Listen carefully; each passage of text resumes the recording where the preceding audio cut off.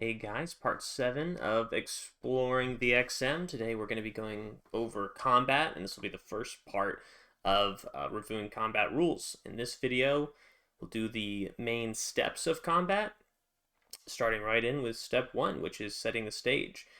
So unlike in like D&D, where every round of combat is going to be kind of just starting back at the top of initiative, this will have a kind of phasic structure where the GM's popping in, giving narration, and then the round kind of unfolds all at once, and then narration unfolds all at once. So step 1, I will explain a snapshot of what's happening in that exact moment. Maybe you see the doorknob across the room start to turn. Maybe you see a glimpse of, someone walking along the rooftop next to you. You get very limited information that then you have to choose with your limited time as a resource how to act on that. So do you just go right off and shoot at that person, or maybe do you assess the situation? Both of which are different actions that we'll go over in a later video. So you'll get a quick look at what things kind of are unfolding, and you don't have an opportunity to discuss with the party how you're going to react to that. So coming into step 2, sort of like a housekeeping step, this is where any condition effects are managed. So you have like poison or bleeding or toxicity, grappling, all this kind of stuff. And this is just you rolling a check to see if those things deal X amount of damage or they sustain, and we'll go over those conditions in another video. Then you have step 3, which is your initiative checks and your declarations, which will be through your cunning stat on your character sheet, and everyone will roll cunning. Again, no discussion is happening between members, but you will rank your cunning checks from the worst to the best. And the worst check is going to do what's called declare their action first. So this is simulating the less cunning individual having less quick-witted understanding of what the rest of their party is doing in this upcoming round of combat. And the fastest mind, being the highest cunning check, having a fantastic amount of information to build their own decision off of. So for example, the worst cunning check is going to declare their action and bonus action. You get an action and bonus action, and we'll go over those in another video. And so, for example, they saw that person running across the rooftop. They want to use their action and bonus action to chase that person down. The second person, who had the second worst cunning check, is then going to know that the first person, the one with the least cunning, is going after that person. So now they can make a choice to either support their other party member or do something else because they know that is taken care of.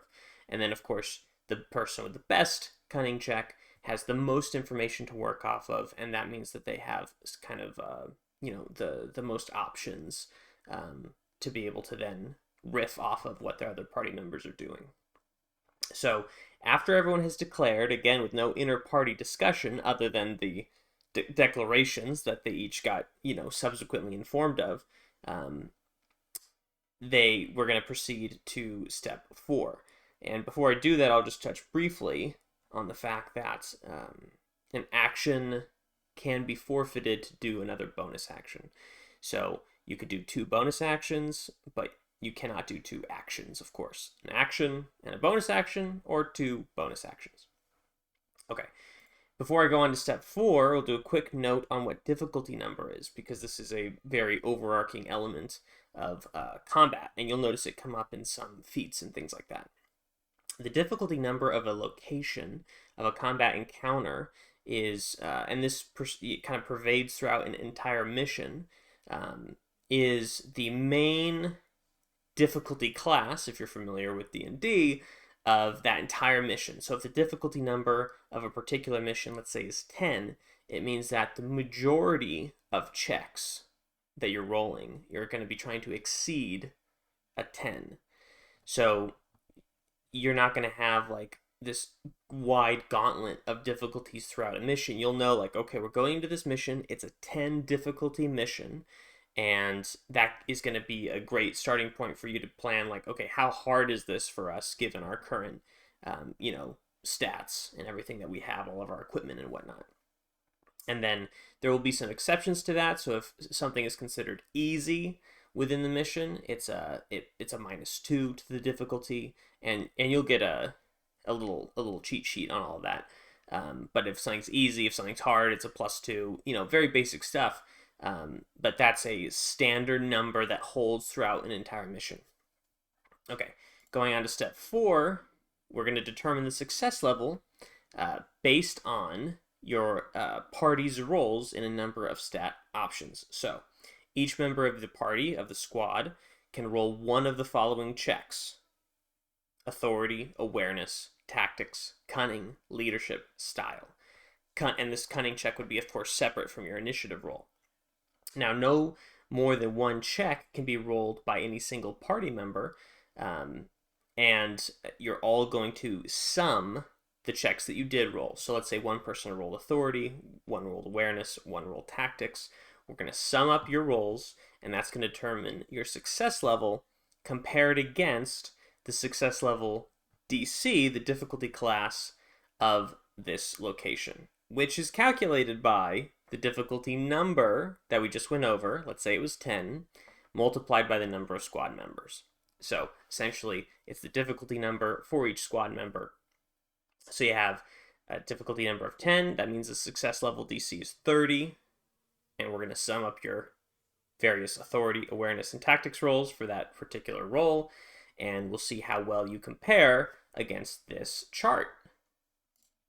So if you are 10 or worse, less than the success level DC, things go as bad as can be. So that means if the party cumulatively rolled a 20 or worse, their sum of rolls was 20 or worse, it's the worst case scenario. And it goes up from there. So if you roll 10 or better, greater than the success level DC, so in this case it was 30, so you rolled a 40 as a party or better, then things go maybe even better than you anticipated, better than you declared, better than you were planning on. So some things to note here is that you have these several options, which is obviously greater than the number of party members. So you'll be able to choose, and you're probably going to want to mix it up a little bit, and we'll go over that in step 5. So step 5 is the resolution. So unless otherwise requested by me, the DM, your decisions are final, and you're not going to be interfering with essentially this resolution narration of this round of combat. Now, as I narrate the round, how everything went down, again, largely based off the success level DC comparison, we're going to be looking at the damage rolls. So you'll separately, if you actually hit your target, let's say with a gun, that gun has a damage roll, and then you'll be doing other checks to see, as I narrate it out, did things, specifically how much damage did you do and all this kind of stuff. Now, the important element that I want to touch on with the variety of rules that you have here is that there's 2 main things that will play into my narration. One is, of course, your success level DC. Actually, I should say 3 things. So one is that your success level DC comparison here. So did it go generally good or generally bad or anywhere in between? And then 2 is which rolls did you roll and which ones did you not roll? And which ones did you roll well and which ones did you roll poorly? So let's say things went as bad as possible, and the check that was the worst of the 3 party members rolling was the tactics check. Well, the thing that went as bad as possible might be related to your tactics. Maybe the way you entered the room was inefficient, or, et cetera, and you didn't see this other risk or something that was in there. Or just your battle plan in general was poor. In addition to your good rolls and your bad rolls being interpreted along with this, the things that you don't roll will be included. So let's say you all say, well, hey, my best stat is authority, his best stat is awareness, and his best stat is tactics. You might be tempted to just keep rolling those 3 as your success level checks over and over and over. But if you continue to not roll things like cunning, leadership, and style. Those might come back to haunt you when you do have something negative happen, where if it was neglected for long enough, then you might have some problems.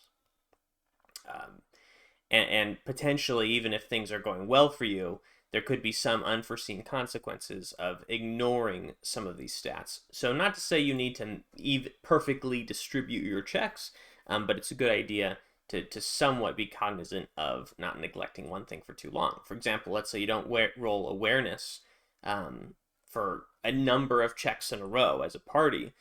Maybe you guys have completely missed something. There's been an alarm ringing in the corner of the room this entire time. You never caught it. So good to consider both the mix of rolls that you're making, and of course, hoping that those rolls are good against obviously your success level DC. And that is everything. That's combat. So you'll start at the top. I'll narrate exactly that moment of what you're noticing. You'll then make your checks against the condition effects and all that kind of stuff.